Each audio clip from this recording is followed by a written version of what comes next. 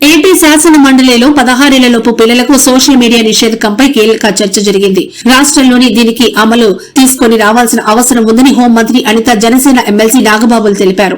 ఇప్పటికీ Australia, France దేశాల్లో పిల్లలకు సోషల్ మీడియా నిషేధించిన విషయాన్ని నాగబాబు గుర్తు చేశారు. సోషల్ మీడియాలో వచ్చే బ్లూ వేల్ ఛాలెంజ్ లో ఎంతో మంది పిల్లలు చనిపోయారన్నారు. Momo challenge, skull breaker challenge, fire challenge ఇలాంటివి ఎన్నో పిల్లల్ని ఆకర్షించి బానిసలుగా మార్చేస్తున్నాయని ఆందోళన వ్యక్తం చేశారు. వీటిపై మంత్రులు లోకేష్, అనిత వీటిపై అవగాహన కార్యక్రమాలు నిర్వహించడం అభినందించదగ్గ విషయమన్నారు. ఇది చాలా ఇంకా స్ట్రిక్ట్ గా గట్టిగా ఈ అవగాహన కార్యక్రమాలు పెంచాలని కోరుకుంటున్నాను. అలాగే ఈ సోషల్ మీడియా వల్ల ఏమవుతుందంటే పిల్లలు సైకలాజికల్ గా అండ్ చాలా ఎమోషనల్ డిస్ట్రెస్ కి, రకరకాల డిప్రెషన్స్ కి గురవుతున్నారు అధ్యక్ష.